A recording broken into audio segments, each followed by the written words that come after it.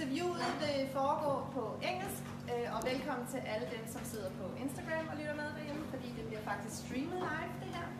Med os i aften, der har vi fantastiske Helle Vincentz. Jeg synes også, vi skal give Helle en hånd. Helle er faktisk også, udover at være journalist, forfatter, og har også skrevet bøger, og er godt nede med fingrene i dejen i krimigenren. Så hun er den helt rigtige til at interviewe Karin Slaughter. Det her, det varer cirka 3 kvarter, hvor vi skal høre omkring Karin Slaughter's fantastiske bog med udgangspunkt i Den gode datter, som jo er den seneste bog, som er kommet og er fuldstændig fantastisk. Bagefter er der mulighed for at få signeret, købe en bog og få den signeret. Og det foregår heroppe ved siden af Karin. Jeg kan også få taget et billede af Karin, og jeg skal bare lige orientere jer om, at I kommer til at sidde på en stol, fordi Karin har lidt med sit knæ, så man sætter sig lige så fint ned ved siden af Karin på en stol, og så kan man faktisk også få taget en lille selfie. Så ja. But I will just leave the room to Karin and Helle and enjoy. It will last about 45 minutes, and afterwards there will be a possibility for signatures and buying books and so forth. So thank you for coming.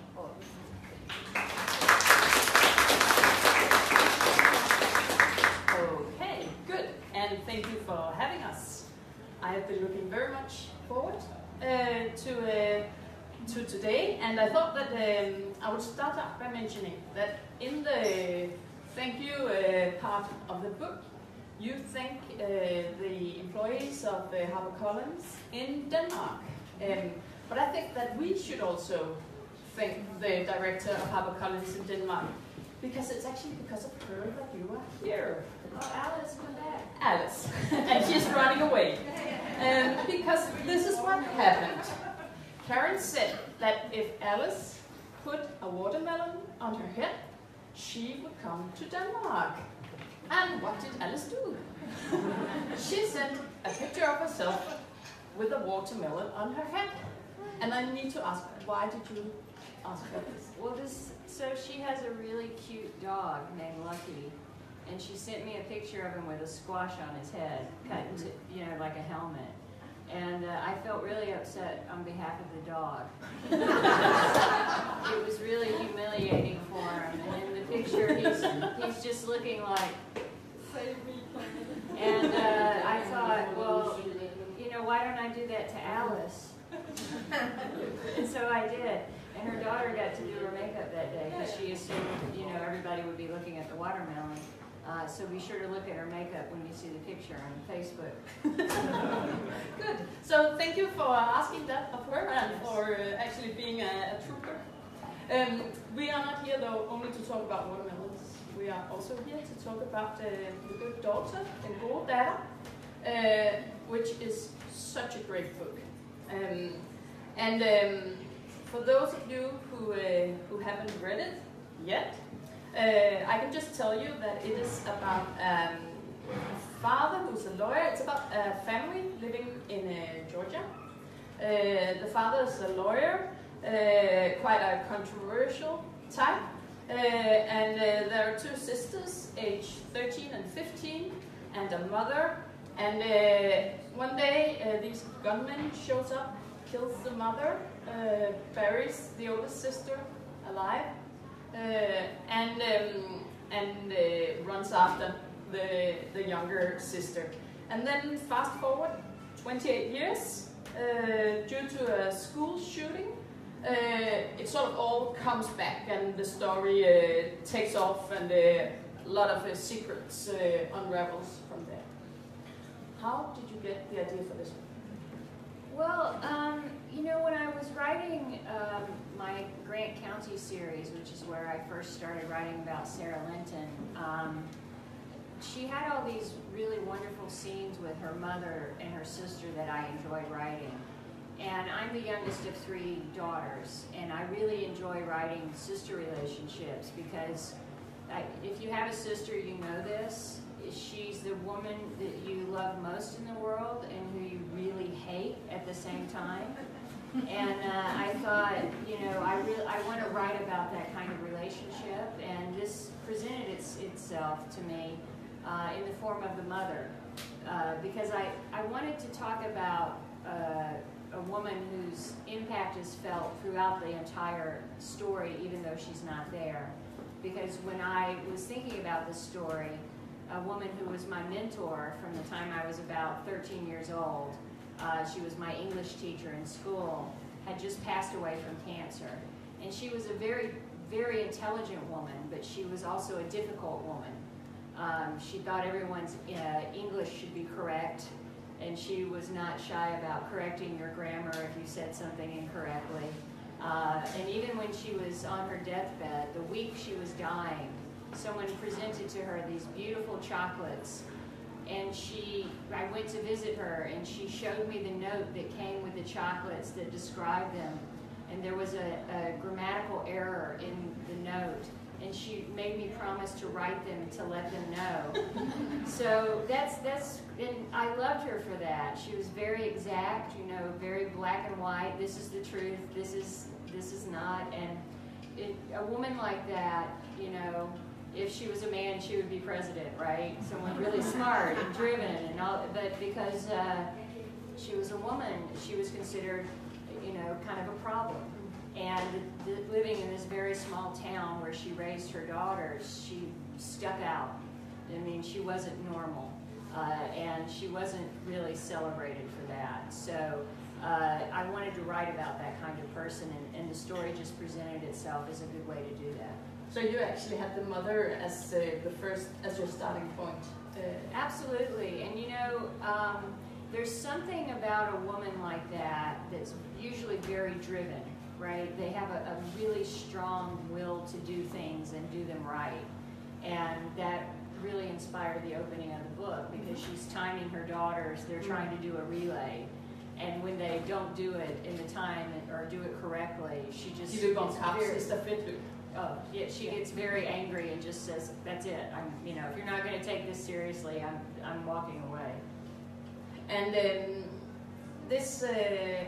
I'll jump to talking a little bit about your research for this book, because when I read it, especially in the beginning, there are something about the way they run and stafettly, how they hand over the what do you call it? Baton. How they hand over the baton, stafetten, to the other one, and which way the hand should turn and look down. And I thought, she must be a runner.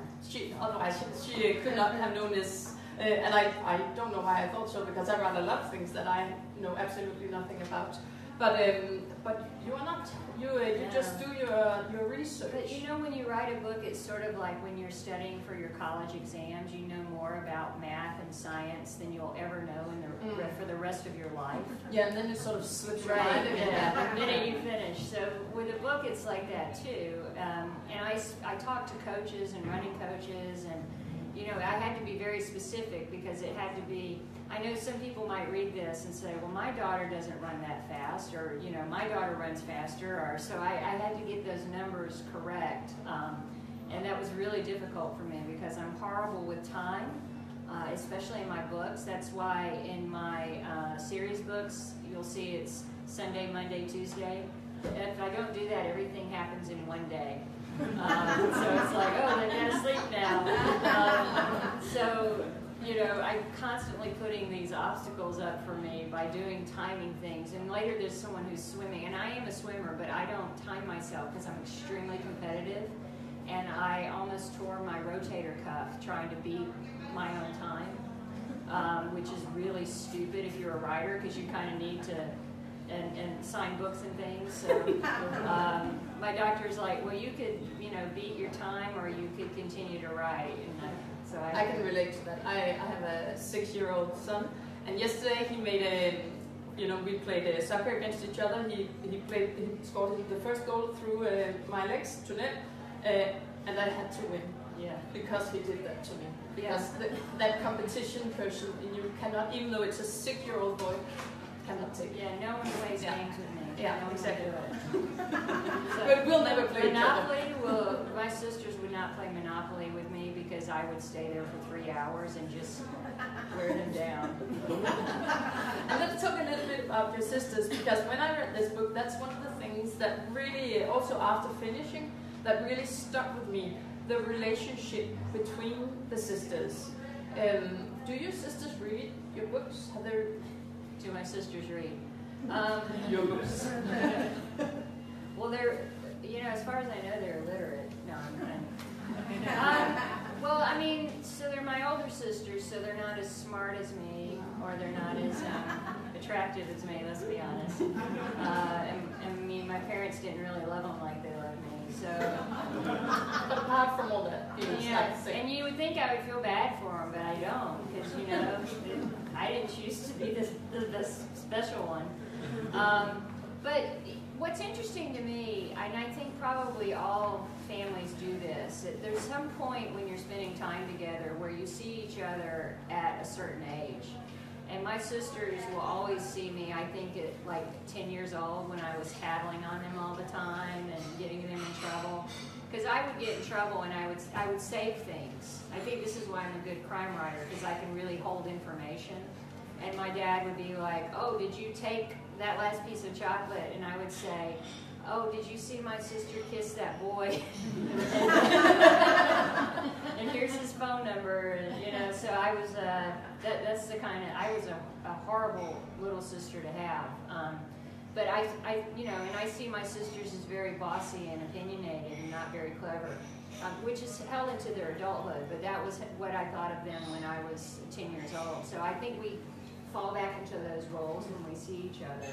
And in the book, Charlie and Sam, the two sisters, they've been estranged for a while, and the moment they're back together, they're arguing about the same things that they argued about when you first met them when they were teenagers. And there was one point when you hear from the big sister's point of view that the younger sister, she doesn't understand that the mom had died. Mm-hmm. And then you hear it from the younger sister, and she's like, oh, she was just pretending because she thought that was the clever thing to do, and I'm an older sister, so I thought, does my sister do that?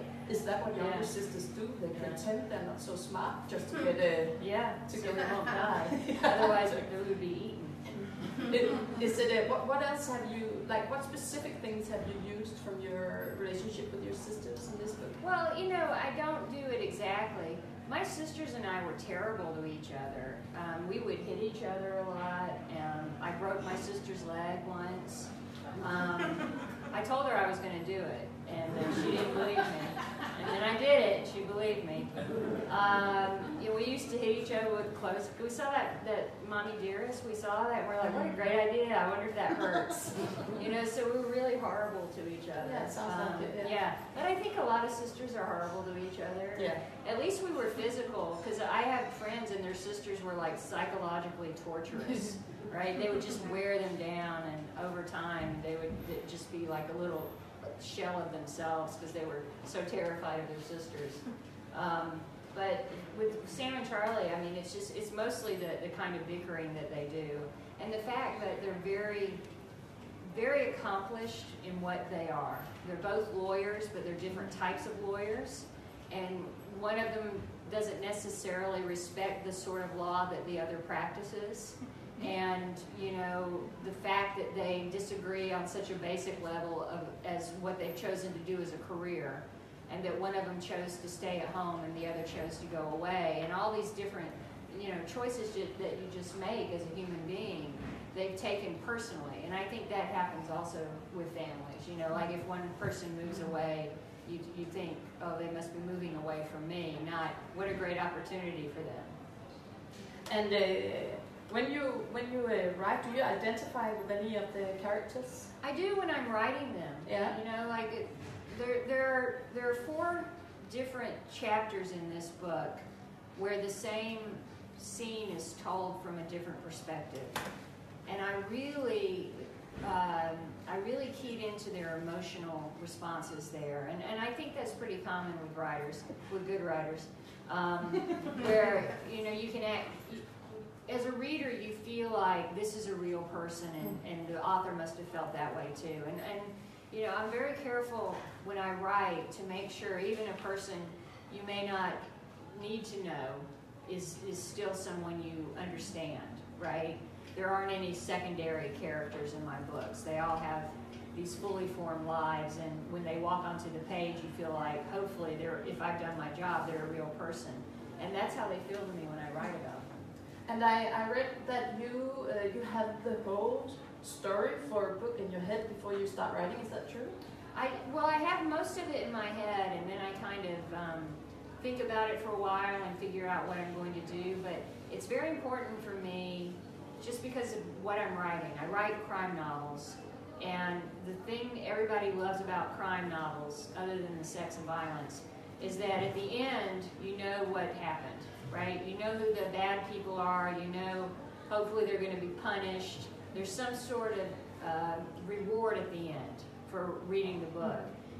And I think it's important to plant clues along the way. So when you get to the end, you're not, what the fuck just happened, right? Or why is this new character I've never met before suddenly the person who's the bad person, right? I want you to say, oh, that makes sense. And so I have to know when I start the book, at least to why the bad person did what they did, because that's important to me. You know, I'm not a writer who believes in evil. I think people do stuff very deliberately for reasons that are, if not understandable, justifiable in their minds. And I want you to, as you're reading, think, okay, well, that logic for this bad person makes sense, especially in this, The Good Daughter, because when you realize what's going on, it's important to know why it happened and why the people feel the way they do. And do you put it down? Like, are you the type of writer that makes a storyboard? Or no, it's just all in there. No, what do they call them, like dream boards or things like that? I don't know. I just look with envy at my fellow writers who post pictures on Instagram and Facebook where they have it all sorted out, and I think, I wish I could. They're not really doing. They're just taking pictures. They're just taking pictures of the yellow post-its. Well, for me, it would be like, this has got to be the most beautiful storyboard ever. I would get like special scissors and your competition machine would go into it. And HarperCollins would be like, "Where's the book?" And I'm like, "Let me show you this storyboard." It took me a whole year. It was the best. That distracts me. I write little notes. I have a little in my shower. I have a waterproof notepad. And I write lines on that. And literally, the line to describe the mother in The Good Daughter was on this notepad for, I think, about 2 years before I even really sat down to write the book. I cleaned the shower, but, you know, it was, it's something like her face was as pale as an envelope and just as likely to inflict tiny cuts in inconvenient places. Because that really encapsulated that woman, right?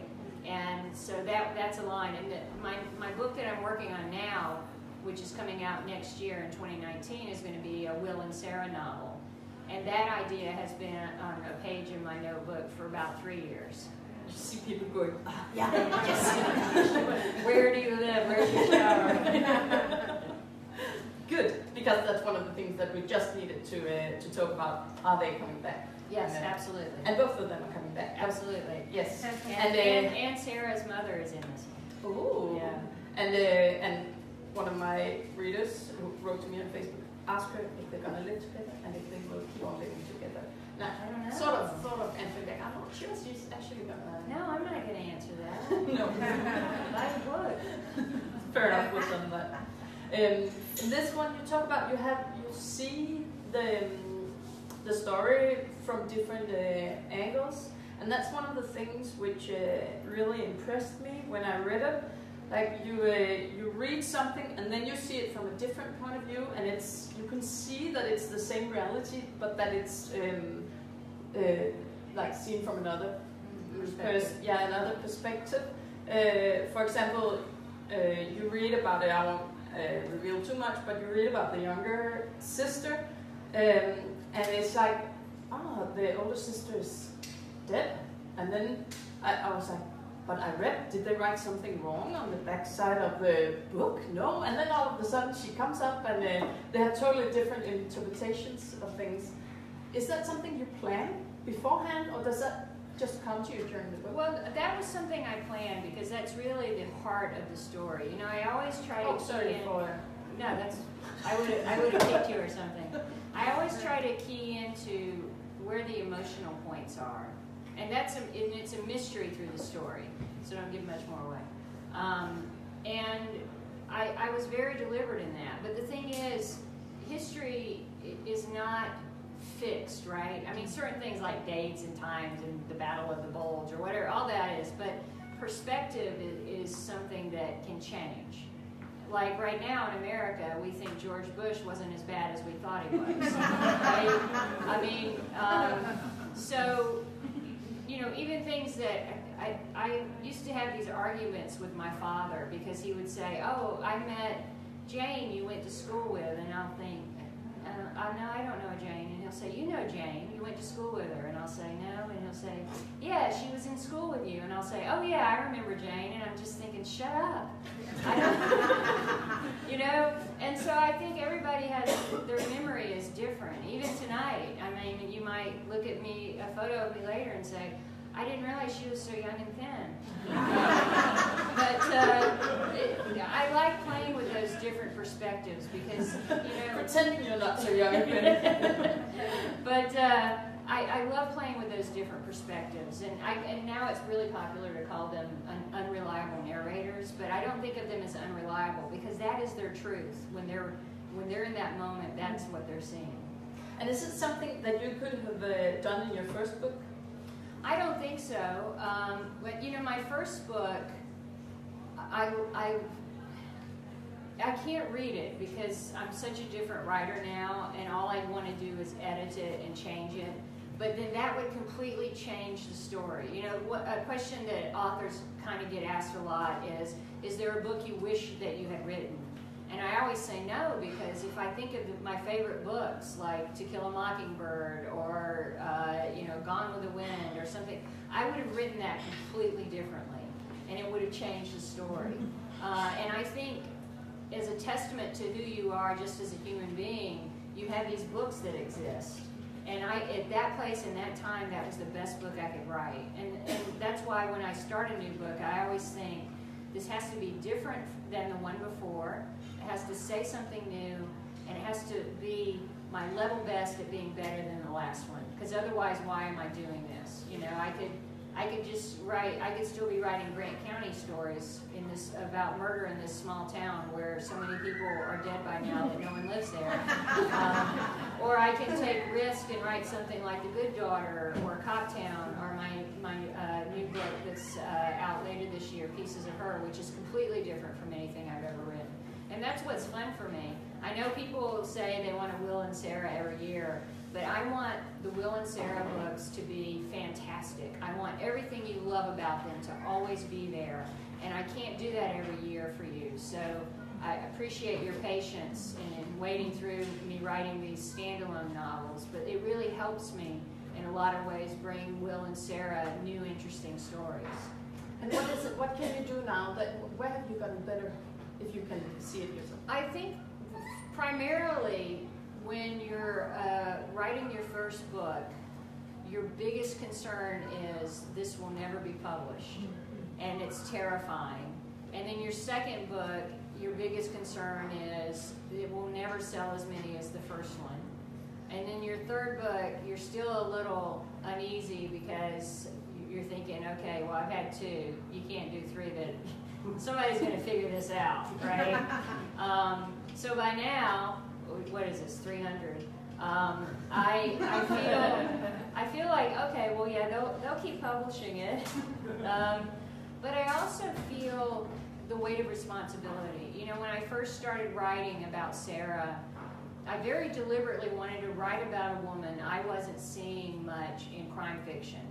And Sarah is a strong person, and she doesn't need to be saved, and she has a really great sex life, and she's not an alcoholic, and she doesn't play the banjo, you know. She's a complicated woman, but she's very accomplished. And that, in the type of books that I was drawn to, the darker books, that woman didn't exist. Or if she did, she was murdered brutally as punishment for being so fantastic, right? And so, you know, Patricia Cornwell, Kathy Reichs, and I, we were kind of taking on the mantle of, like Sarah Paretsky and Sue Grafton were doing very deliberate, hard-boiled, kind of fun, PI kind of novels. And then we were doing these little more muscular books about violent crime. And I got a lot of resistance about that. And 2 questions I was always asked, well, 3 questions. One was, do you have children? Which men get asked so many times, it just makes them angry. And why are you writing about strong women? That was a question. And I said, when you ask Lee Child why he writes about strong men, I'll answer that. And the other one I got asked about was, why do you write about violence? And I would always think about the fact that when I'm writing scenes of violence, I'm never there to titillate. I'm never there to excite. I want to show, you know, we talk with the Me Too movement, there's a lot of talk about sexual harassment and rape. It's not sexy. It's not titillating. I want to show you exactly why this is so horrible, how it's almost like a murder, because the woman who was secure in herself and who felt safety and felt entitled to a life is not there anymore. That safety never comes back. You know, with any crime really, like if we witnessed a crime here, if someone was robbed, if someone came in and robbed us, I was going to say with a gun, if someone came in with a big stick and robbed us, we would remember that, right? We would always be affected by that. It might change how we walk around and how we look at people. And I want to talk about crime in that way because it's something that everyone is afraid of, and I think especially for women, it's something that at the time I started writing, there wasn't much perspective from a woman's point of view on that. I'm not saying that men can't write about this kind of thing. I think Mark Billingham does a really good job. But for me, when I first started writing, that was really important to me. And now when I write, I feel like I'm not alone because it's really okay now to write about strong women and write about violence and be a woman. You know, men don't get asked those questions like, why are you writing about violence? So that's not anything. You know, you've got Gillian Flynn, you've got Denise Mina, Mohader, you've got lots of women writing these books. And I think that's wonderful. So I feel like when I write something, there's almost this kind of acceptance that I didn't know was there when I first started writing. So it gives. And maybe it wasn't there when you first started. Well, yeah. Writing. Yeah. Do you still get those questions? I do occasionally. You know, I was in Italy, and this woman said to me, a young woman, like 20-something, she said, you know, you really write like a man. And was she trying to it was a compliment. And my publicists, you know, these informed feminists, or feminists for Italy, were like, well, I think what you mean is just that you enjoy her. And she kept saying, no, she really writes like a man. Oh, poor girl. I know. It's like, I don't have time to educate you. We're on a schedule here.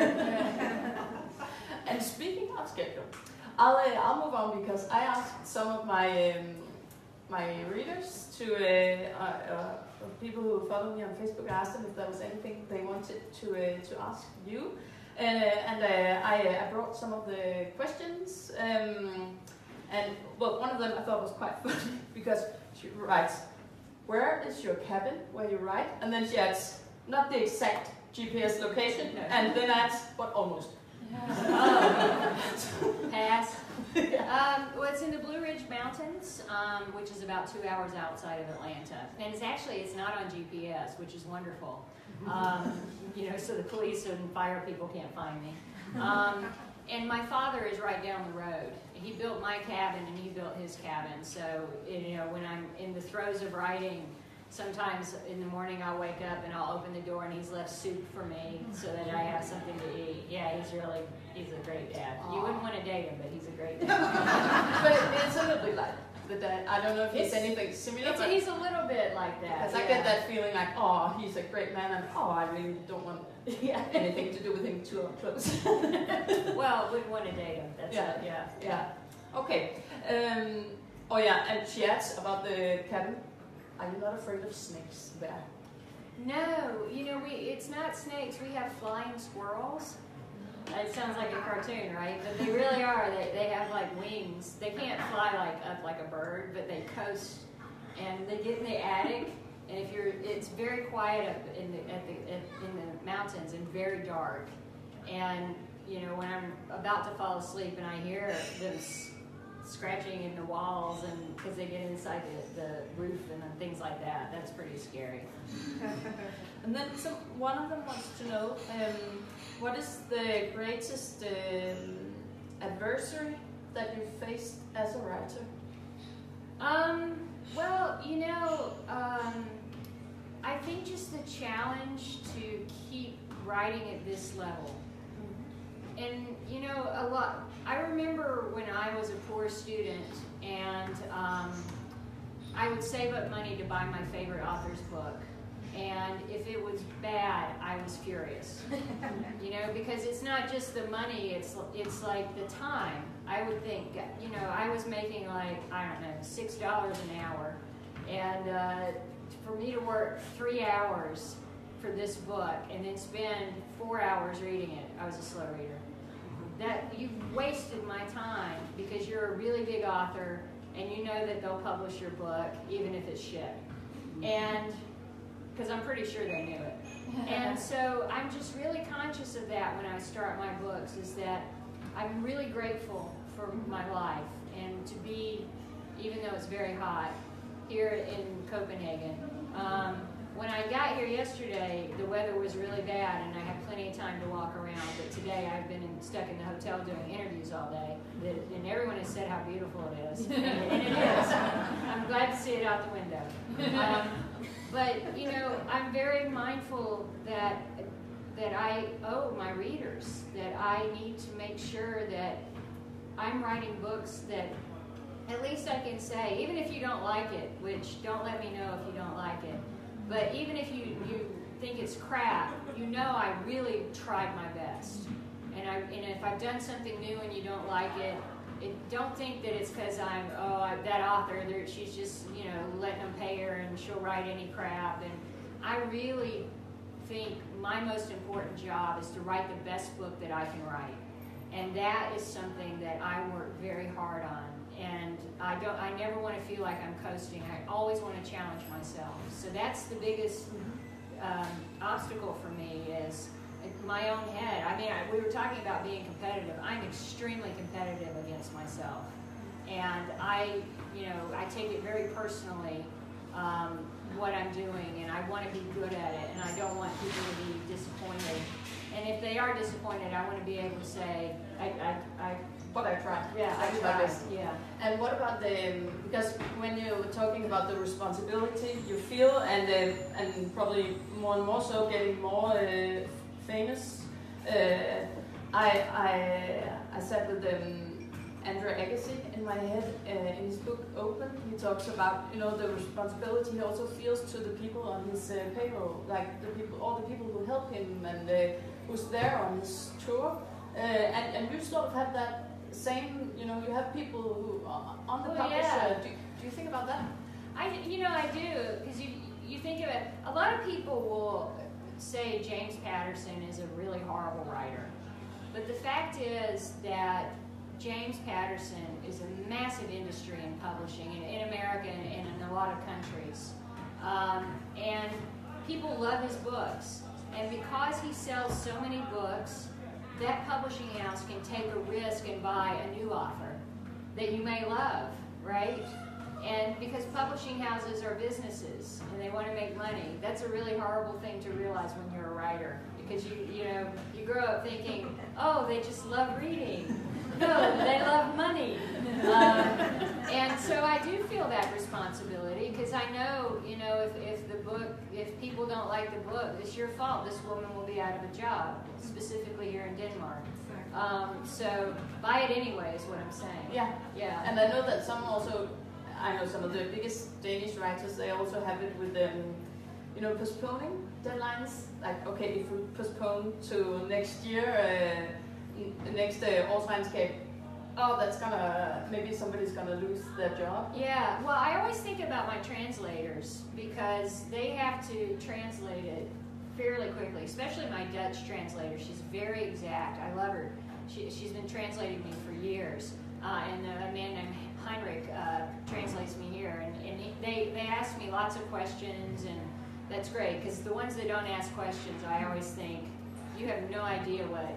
There's just no way you know know the southern idioms that I use. That I know that they hold that time for me. And if I'm late, it messes them up. And I don't like missing deadlines. I've only missed one. And I didn't really miss it. I said, I'm going to need another month for this. And they said, okay, so that's technically not missing it. So you're still ahead of that competition. Yeah. Good.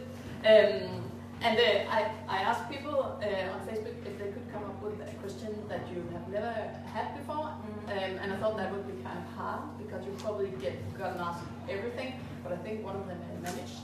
Because she asked, have you ever lived in an Amish family? Because it sure seems that way when reading your books. Yes. Yes. And I thought maybe you mean Linda. This is my Ron Springer. No, I've never been asked that one, so she should win the book. Good, yeah, will but then she wrote back, no, that's right. I read a lot of Linda Costello, but I also read a lot of Karin Slaughter, and she looks forward to Sarah coming back. Oh, that's great. Yeah. With that, I think we have like just 5 minutes for questions. Yeah, there you are. 5 minutes for questions from the audience, and you can just post your questions. I kan bare spørge på dansk. Så skal jeg oversætte. I'm wondering, what is the role, when you're so accomplished as you are at this point, of the editor? And how was the role of the editor previously when you started? I had the same editor I've had from my second book on. And we're both about the same age, so we've kind of grown up doing this together. And I actually moved, when she moved publishing houses, I moved with her. And when she called to tell me that she was moving, we were both in tears. But we have a great, I say she's my brain's best friend. Because it's so vital that writers have an editor they trust. And she's instrumental in that. And I trust her. I trust her opinion. And she's an older sister. She's very bossy. So that works out with us. And, you know, if we disagree about something, obviously it's my book and I get to do whatever I want to do. And sometimes it's like, well, maybe it's not this part that's not working for you. I need to make an adjustment here, and that'll make this work. So we can talk through those things. And that's probably the most valuable relationship, working relationship I have in my life. Hello, how's Stevie? How do you feel about you being translated into so many languages and not being able, I suppose, to read the translated books? How do you feel about that? How do you feel about not being able to know if it's good enough? Well, you know, a certain part of it is I just have to trust my translators. And the other part is, in many countries, people have no problem telling me that the translation was bad. Because they'll read the English and, you know, and some of them it's just they think they can be translators, and they really can't. It's a real talent, you know. It's not just, I know what this word means and I'm just going to put it on the page. It has to have a fluidity to it. When I was first translated in Germany, with my first book was very successful, but it wasn't successful in Germany. And we asked them what was wrong, and they said, well, German people abhor violence. And I said, you know we have the news here, right? It was like a week after that guy had solicited someone for cannibalism through the newspaper. And so we had a German person read it, and it was written in High German, so it sounded like a 70-year-old woman who survived the war was telling the story, which doesn't really fit the voice of Sarah Linton. And so we had it retranslated, and then it went to #1 and when it was retranslated, and we said, oh my, Germans have suddenly developed an appetite. Yes, not a publisher I'm at anymore. But that's been really the only case where we've had something like that happen. Yeah. Can you tell me about the book, Pieces of Her, what's the... and we can just show, this is the way it's gonna look like. Udstykker, Danish. Yes. And it comes out in September. Yes. Yes, on September the evening. And yeah, sorry, you go ahead. Well, I mean, so it's a little different. You know, I wanted to write about a mother-daughter relationship because I've been writing about father-daughter relationships for a really long time because my dad loves me. And I was stepmother, and we have a great relationship. And I love writing Kathy in the Grant County series, but she's the sort of mother everyone loves unless she's your own mother. And I really wanted to write a little bit about that.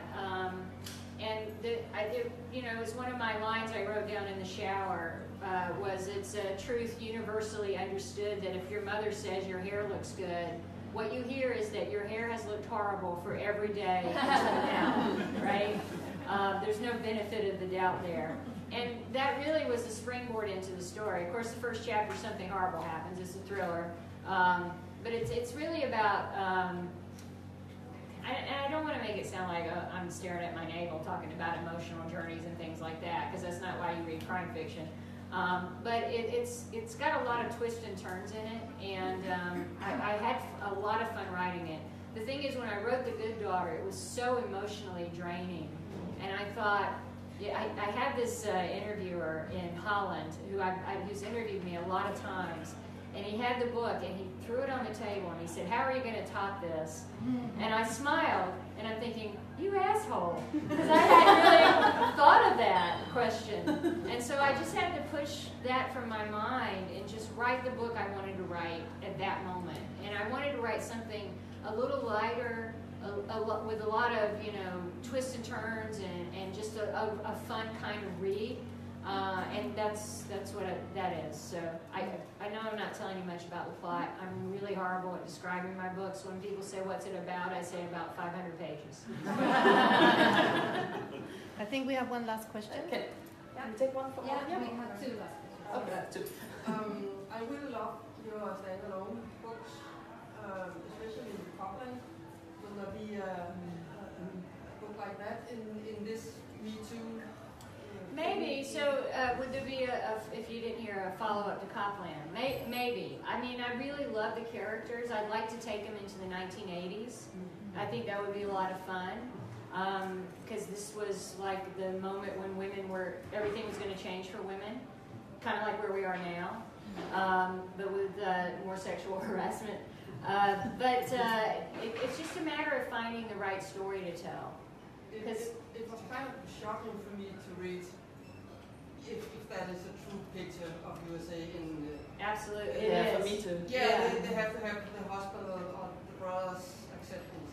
Yeah, I spoke for that book. I spoke to a lot of police officers who came up during that time. I talked to doctors who worked in the emergency room and who worked in booking at the prisons and the jails, and even down to the rat infestations in the jails, where it was so bad that prisoners would wake up and rats would be eating them. Yeah. But Atlanta's great. Great city. Last question. Yep. You say that you write notes with lines that you then use years later. How do you narrow down to what story you want to tell? Is it the relationships that you want to focus on? Because it seems as if you have so many stories you want, and so many lines you want to put in a book. What is the sorting process? Well, it just depends on the story. Usually it's to a specific character. Like Amanda, Will's boss, is so horrible to him. And a lot of times those lines she uses are when I'm in traffic or, I'm at the airport and I'm like thinking of it. And I'll write it down then, and I'll know those are Amanda things to say. Or, this line, I knew that character. I knew she was a mother to 2 daughters. I had the shape of what that was going to be like. Sometimes I'll get details. There's a detail that I'm going to write about in the new Will and Sarah book that I wrote down 5 years ago. It's a forensic detail. I was talking to a coroner, and he mentioned this one thing. And I thought, oh wow, that's something I want to use. And it's funny because I've had this one note on my desk for as long as I can remember. And I think that the woman who cleans my office, it must freak her the hell out whenever she sees it. And that's what Children cleaning lady. It says umbilical cord found, no baby. On that note, I was about to say that's the perfect place to end that. I think we all look forward to seeing what Alice puts on her dog's head. Yes. Well, she's got horse now. So I don't dare anymore. much, Karin. It's been really lovely, and thank you for him for asking that question. I'm not in doubt that how are you going to top this? Well, Yeah. you did your best, I think. So we're looking forward to this baby as well. So yeah, afterwards here there will be this. You can have this signature thing with Karin if you like in your books. You can just stand in line in here, and I have a small notepad. I will write down your name and put it on your book, because then she can spell your name right. And if you want to have taken a picture as well with her, you are so very welcome. I should just say, let's give her a hand.